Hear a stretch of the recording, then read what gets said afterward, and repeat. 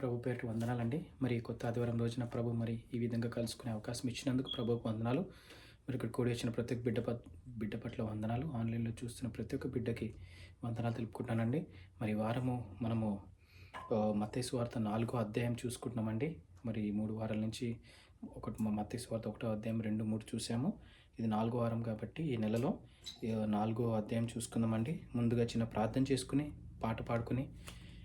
చిన్న పాట పాడుకుని ప్రార్థన చేసుకుని పాట పాడుకుని మరి వాక్యదానం చేసుకుందాం. మరి ఆ అధ్యాయం మొత్తం ఈరోజు 4వ అధ్యాయం మత్తయి సువార్త 4వ అధ్యాయం మాథ్యూ చాప్టర్ 4. పరలోకమందు మా తండ్రి, నీ ఘనమైన నామమున లెక్కలేని వందనాలు స్తుతులు స్తోత్రాలను ప్రభు ఈ ఆదివారం రోజున మళ్ళీ మమ్మల్ని కలుసుకునే అవకాశం ఇచ్చిన మీకు వందనాలు తండ్రి. నాయన మరి ఆది నుంచి అంతవరకు మీరే తోడుండి సహాయం తెచ్చండి. నా ద్వారా మీరు మాట్లాడండి నాయన. మీ మహిమను నా ద్వారా బయలుపరచుకోండి నాయన. మీ మహిమ, మీ ఘనత నాయన, ఎందుకంటే మీరు సృష్టికర్తవు యెహోవా నాయన. మీకే వందనాలు తండ్రి. నాయన మరి మాకు తోడుగా ఉండండి. మీ కాపుదలు దయచేయండి.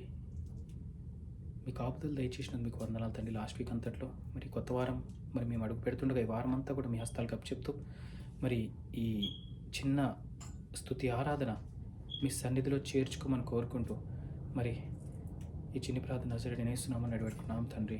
ఆమేన్. హల్లెలూయా. అందరికీ హల్లెలూయా. మరి చిన్న పాట పాడుకుందాం. సింహపిల్లలు పస్తుపడినన్ దేవుని వెతకిన కొదువలేదు అనే పాట పాడుకుందాం.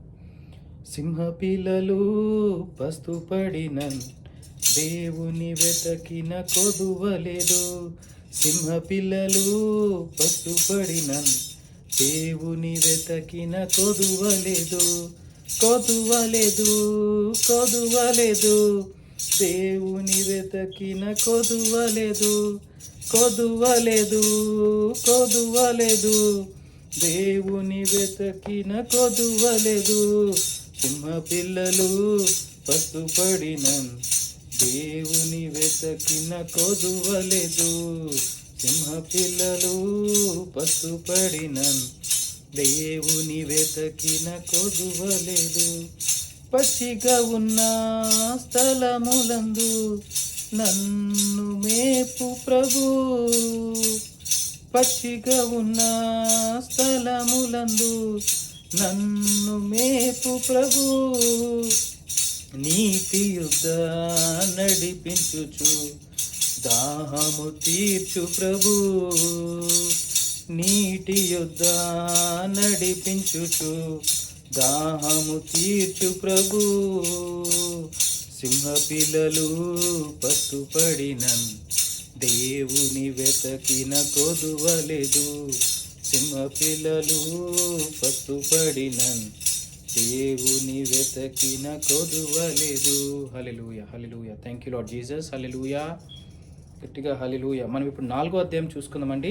ఈ 4వ అధ్యాయంని మనము 4 విభాగాలుగా డివైడ్ చేసుకుందామండి. మత్తయి సువార్త 4వ అధ్యాయంని మరి 1 నుంచి 11, 12 నుంచి 17 వచనాలు, 18 నుంచి 22 వచనాలు, 23 నుంచి 25 వచనాలు. సో ఈ 4 విభాగాలు ఏమి సూచిస్తున్నాయంటే, మొదటి విభాగము మత్తయి సువార్త 1 నుంచి 11 వచనాలు యేసు శోధింపబడుట. యేసు ఎడారిలో శోధింపబడుట అంటే Jesus is tested in wilderness. Next 12 నుంచి 17 వచనాలు ఏం సూచిస్తున్నాయంటే జీసస్ బిగిన్స్ టు ప్రీచ్. యేసు సువార్త ప్రకటన మొదలు పెట్టడం. మరి 3వ విభాగం ఏం చూపిస్తుందంటే 4వ అధ్యాయంలోనే వచనాలు. మత్తయి సువార్త 4వ అధ్యాయం 18 నుంచి 22 వచనాలు Jesus calls his first disciples. యేసు తన మొదటి శిష్యుల్ని పిలువుట అనే విభాగం మనం చూసుకుందాం, అధ్యయనం చేద్దాం. 4వ విభాగం వచ్చేసి మత్తయి సువార్త 4వ అధ్యాయం 23 నుంచి 25 వచనాలు చూసుకున్నట్లయితే జీసస్ హీల్స్ ద సిక్. యేసు మరి అనారోగ్యంగా ఉన్న వాళ్ళని స్వస్థపరుస్తాడు. సో ఈ విభాగాలని మనం చూసుకుందాం ఇప్పుడు. సో మొదటిగా చూసుకున్నట్లయితే మరి మత్తయి సువార్త 4వ అధ్యాయం 1 నుంచి 12 చూసుకుందాము. అప్పుడు యేసు అపవాది చేత శోధింపబడుటకు ఆత్మ వలన అరణ్యమునకు కొనిపోబడెను. 40 దినములు 40 రాత్రులు ఉపవాసం ఉండిన పిమ్మట ఆయన ఆకలి గొనగా ఆ శోధకుడు ఆయన యొద్దకు వచ్చి, నీవు దేవుని కుమారుడు అయితే ఈ రాళ్ళు రొట్టెనగునట్లు ఆజ్ఞాపించుమనెను. అందుకు ఆయన, మనుష్యుడు రొట్టె వలన మాత్రం కాదు గాని దేవుని నోట నుండి వచ్చు ప్రతి మాట వలన జీవించును అని వ్రాయబడి ఉన్నదనెను. అంతటా అపవాది పరిశుద్ధ పట్టణమునకు ఆయనను తోడుకొని పోయి దేవాలయ శిఖరమున ఆయనను నిలువబెట్టి, నీవు దేవుని కుమారుడవైతే క్రిందికి దుముకుము, ఆయన నిన్ను గూర్చి తన దూతలను ఆజ్ఞాపించును, నీ పాదం ఎప్పుడైనను రాతికి తగులకుండా వారు నిన్ను చేతులతో ఎత్తుకొందురు అని వ్రాయబడి ఉన్నదని ఆయనతో చెప్పెను. అందుకు యేసు, ప్రభువైన నీ దేవుని నీవు శోధింపవలదని మరి ఒక చోట వ్రాయబడి ఉన్నదని వానితో చెప్పాను. మరలా అపవాది మిగుల ఎత్తైన యొక్క కొండ మీదకు ఆయనను తోడుకొని పోయి ఈ లోక రాజ్యములన్నిటినీ వాటి మహిమను ఆయనకు చూపి, నీవు సాగిలపడి నాకు నమస్కారం చేసినెడల వీటన్నిటినీ నీకు ఇచ్చేదనని ఆయనతో చెప్పగా, యేసు వానితో, సాతానా పొమ్ము, ప్రభు అయిన నీ దేవునికి మ్రొక్కి ఆయనను మాత్రము సేవింపవలెను అని వ్రాయబడి ఉన్నదనెను. అంతటా అపవాది ఆయనను విడిచిపోగా, ఇదిగో దేవదూతలు వచ్చి ఆయనకు పరిచర్య చేసిరి. ఆమేన్. మనము 1 నుంచి 12 వచనాలు చూసుకున్నట్లయితే మత్తయి సువార్త 4వ అధ్యాయము, యేసు మరి 3 సార్లు ఆయన మరి 40 పగళ్ళు 40 రాత్రులు 40 days and nights ఉపవాసం ఉండిన తర్వాత ఆయనని అపవాది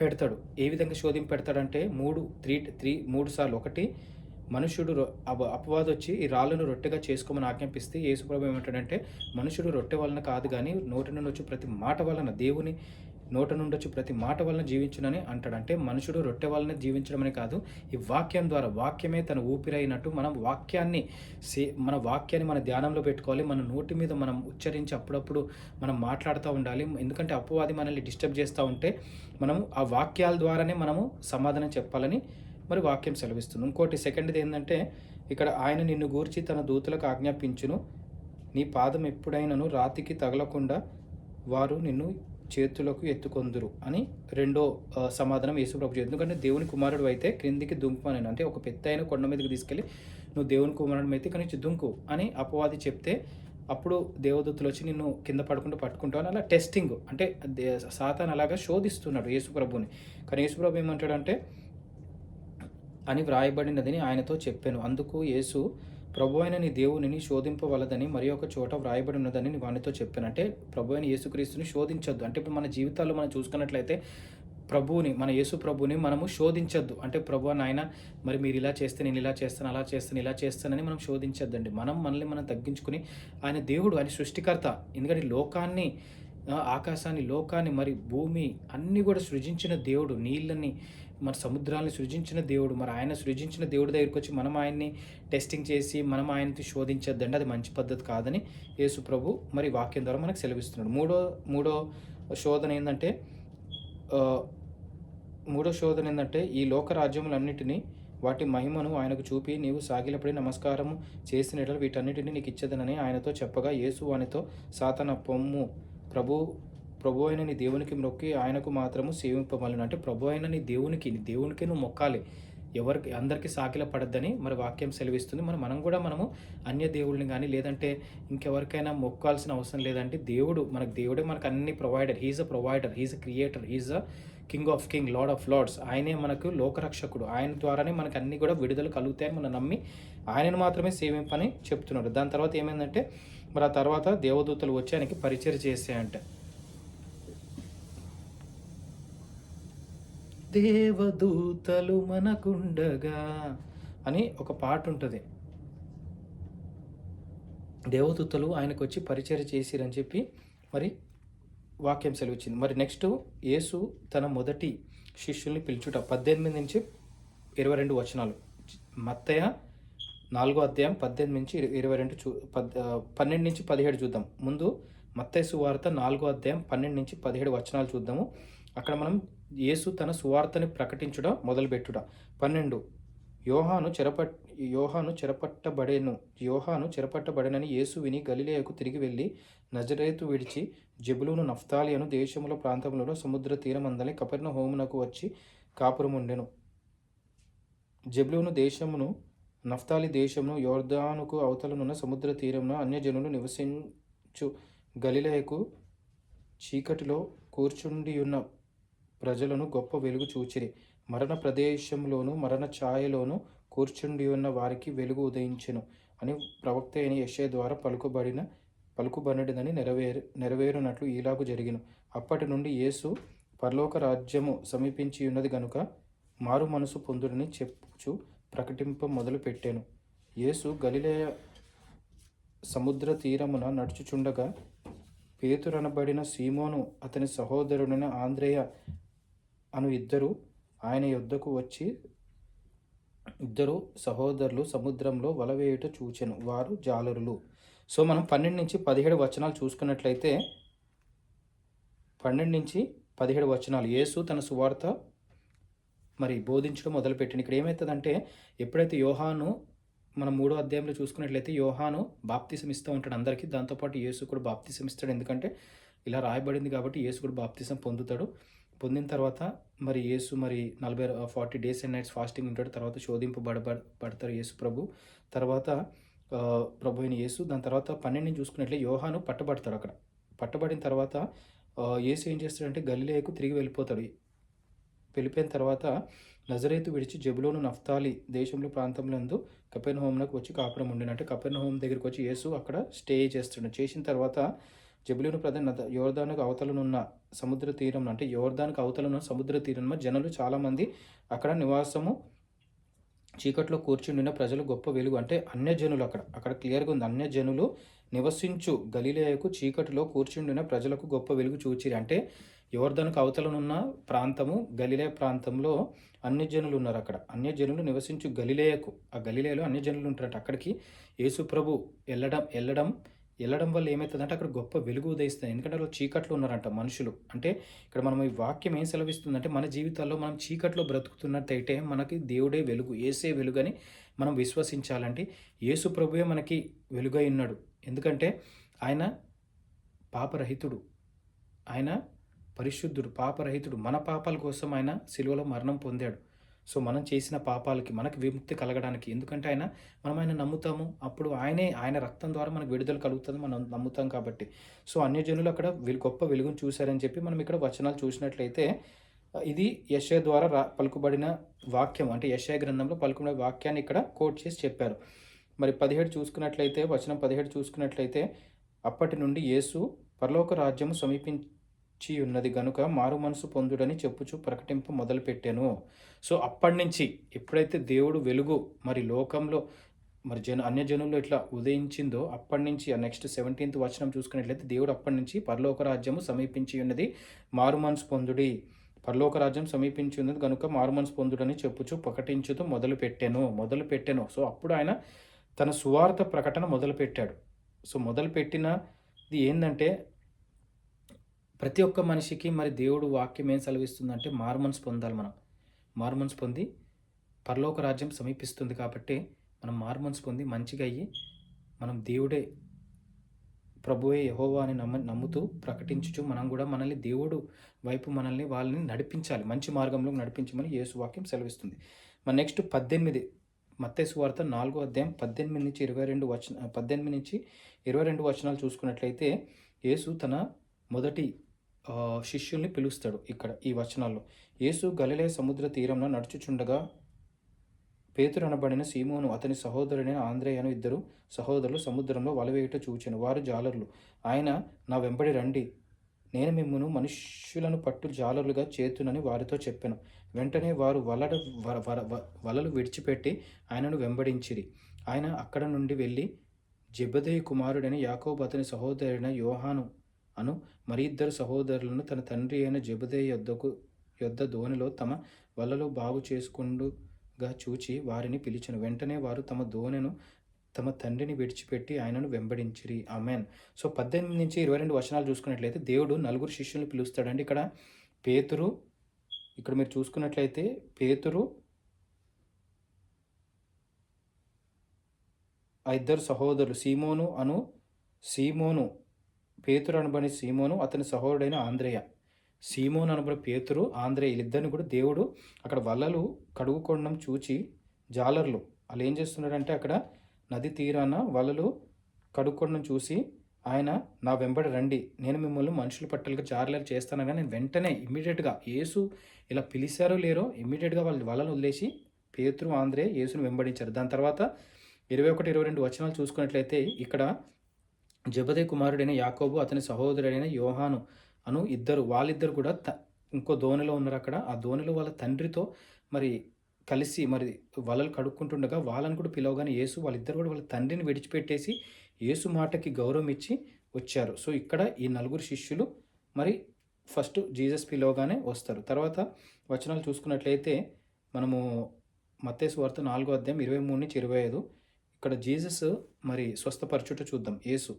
యేసు వారి సమాజ మందిరములలో బోధించుచు దేవుని రాజ్యమును గూర్చిన సువార్తను ప్రకటించుచు ప్రజలలోని ప్రతి వ్యాధిని రోగమును స్వస్థపరచుచు గలిలయ అందంతటా సంచరించెను. ఆయన కీర్తి సిరియా దేశమంతటా వ్యాపించెను. నానా విధములైన రోగముల చేతను వేదనల చేతను పీడింపబడిన వ్యాధగ్రస్తులందరినీ, దెయ్యము పట్టిన వారిని అందరి చంద్రరోగులను, పక్షవాయువు గలవారిని వారు ఆయన యొద్దకు తీసుకొని రాగా ఆయన వారిని స్వస్థపరిచెను. గలిలయ, దెకాపోలి, యెరూషలేము, యూదయను ప్రదేశముల నుండి యోర్దానునకు అవతలను నుండి బహుజన సమూహములు ఆయనను వెంబడించెను. ఆమెన్. సో ఇప్పుడు 23-25 3 వచనాలు ఏముందంటే యేసు ప్రభు మరి సమాజ మందిరంలో బోధించుచుండగా ఏమవుతుందంటే దేవుని రాజ్య సువార్త గురించి బోధిస్తూ ప్రకటించుచుండగా ఏమైందంటే ప్రజలలోని ప్రతి వ్యాధి రోగమును స్వస్థపరచుడు గలిలయ అందంతా సంచరించాను. అంటే ఆయన బోధించుచుండగానే ప్రతి ఒక్కరికి హీలింగ్ జరిగిందండి. ఆయన సమాజ మందిరంలో బోధించుచుండగా ఇక్కడ క్లియర్గా మెన్షన్ చేశాడు. బోధించుచుండగా ప్రజలలోని ప్రతి వ్యాధిని రోగమును స్వస్థపరచుటూ గలిలయ అంతటా సంచరించాడు. అంటే ఆయన స్వస్థపరుస్తున్నాడు అన్న విషయము గల్లీ అంతటా సమాచారం వెళ్ళిపోయిందంట. సమాచారం వెళ్ళిపోయిందంటే నానా విధమైన రోగాలు పట్టిన వాళ్ళని, దెయ్యములు పట్టిన, చంద్ర రోగాలు, పక్షవాయువు పట్టిన వాళ్ళని అందరినీ కూడా వాళ్ళు ఇంకా అయ్యో యేసు ఎవరు, ఈయన ఒక మాట సెలవిస్తే స్వస్థత జరుగుతుందని నమ్మి అన్ని దేశాలు ఇక్కడ మీరు చూసుకున్నట్లు యెరూషలేము, గలిలయ, దెకాపోలి, యెరూషలేము, యూదయ అంతటను మరి యోర్దాను వరకు అవతల ఉన్న అందరు ప్రజలు వచ్చి మరి దేవుడి దగ్గర చూడాలి, యేసుని చూడాలి, మాకున్న రోగాలు తగ్గించుకోవాలని యేసు దగ్గరికి వస్తున్నారు. మరి వచనాల నుంచి మనం ఏం నేర్చుకుంటామంటే మరి యేసు ప్రభు మన గురించి భూలోకంలోకి వచ్చాడండి. భూలోకంలో వచ్చి ఆయన ఫాస్టింగ్ ఉన్నారు, తర్వాత శోధనలు అనుభవించారు, ఆ శోధనలు కూడా ఎదుర్కొన్నాడు వాక్యం ద్వారా. దాంతోపాటు తన పరిచర్ని మొదలుపెట్టాడు. పరిచర్య మొదలుపెట్టడం అంటే మరి అందరూ కూడా మారుమనసు పొందండి అని చెప్పి మరి ఆయన మాట సెలవిచ్చాడు. తర్వాత శిష్యుల్ని పిలిచాడు ఈ అధ్యాయంలో. మరి దాని తర్వాత మనం చూసుకున్నట్లయితే ఆయన ఎంతోమందిని స్వస్థపరుస్తాడు. సో మన జీవితాల్లో కూడా మనము దేవుని పట్ల భయభక్తులు కలిగి జీవించాలి, మారుమనసు పొందాలి. మనం మనము ఫాస్టింగ్ ఉన్నా మనం శోధనలు వస్తాయని మనం నమ్మాలి. ఆ శోధనలు ఎదిరించాలంటే వాక్యమే అండి. మనం ప్రార్థన వాక్యము మరి యేసులో మనం నడవాలి. మరి యేసే మన జీవితాలకి, మన కుటుంబానికి వెలువై ఉన్నాడని చెప్పి మనం నమ్మి మనం విశ్వసించి ముందుకెళ్దామండి. మరి వచనాలు కూడా మరి వారం అంతట్లో, నెక్స్ట్ వీక్ అంతట్లో మనం ఎన్ని శోధనలు వచ్చినా రావని నేను అనట్లేదండి. ఎందుకంటే మనం మానవ రీతిగా ఉన్నప్పుడు యేసుయే మరి శోధనలు అనుభవించాడంటే మనం కూడా అనుభవిస్తామండి. మనకు కూడా శోధనలు వస్తాయి. మనం భయపడద్దు, బెదరద్దు. వాక్యం ద్వారా మరి బలపడదాము, ఆ శోధనలు ఎదిరిద్దాము. దాంతోపాటు ఆయన సువార్తని ప్రకటించడానికి మన వంతుగా మనము ముందుకెళ్దామండి. సో ఈ వచనాలన్నీ కూడా మనకి ఇవి నేర్పిస్తున్నాయి. మరి దేవుని ప్రేమను చాటిద్దాము. మరి వచనాల నుంచి మనం ఇది నేర్చుకుందాం. ఈ వారం అంతట్లో మనం ముందుకెళ్ళేటప్పుడు ఈ వచనాల నుంచి మనం నేర్చుకుని ముందుకెళ్ళాలని ఆశిస్తూ మరి ఈ చిన్న వాక్యం దేవుడు దీవించును కాక చిన్న ప్రార్థన చేసుకుని ముగించుకుందాం. పరలోకమందు మా తండ్రి, ఘనమైన నామాన్ని లెక్కలేని వందనాలు, స్తుతులు, స్తోత్రాలైనా మరి నాయన వాక్యం ద్వారా మీరు మాట్లాడినందుకు వందనాలు తండ్రి. మరి మత్తయి సువార్త 4వ అధ్యాయం నాయన మరి మీరు శోధింపబడుట ఎడారిలో, అదేవిధంగా మీరు సువార్త ప్రకటన మొదలుపెట్టుట, శిష్యుల్ని పిలవడం, మొదటి శిష్యుల్ని, అదేవిధంగా మీరు స్వస్థపరచుట, ఇవన్నీ చూసాం తండ్రి. నాయన మీ మాట సెలవిస్తే నాయన స్వస్థతను నొందారని విన్నాం తండ్రి. మరి మీ మాటలో అంత శక్తిని ఉందినని తండ్రి, అలాంటి విశ్వాసాన్ని మాకు దయచేయండి తండ్రి. ప్రభా మీకు వందనాలు తండ్రి. మరి మా కుటుంబాల్లో మరి ఏ విధమైన మరి అంధకార శక్తులు మరి ఏ విధమైన మరి స్వస్థత మరి కోరుచున్నామో మీకు తెలుసునైనా. మా మనసు కానీ, మా ఆలోచనలు కానీ, మా బాడీ కానీ, మా మెంటల్, ఫిజికల్ ఎటువంటి సిచ్యువేషన్లు ఉన్నా మరి ఆన్లైన్లో చూస్తున్న ప్రతి ఒక్క బిడ్డకి యేసు నామములో స్వస్థత కలుగును కాక నాయన. మీ కాపుదల దయచేయండి, వాళ్ళకి విడుదల దయచేయండి నాయన. విశ్వాసాన్ని దయచేయండి. వాళ్ళకి నెమ్మది, శాంతి, సమాధానాలు దయచేయమని కోరుకుంటూ మీకే మహిమగంతా చెల్లించుకుంటూ చిన్ని ప్రార్థన నజరేయుడైన యేసు నామమున అడివేడుకుంటున్నాం తండ్రి. ఆమేన్. అందరికీ shalom. Have a great day.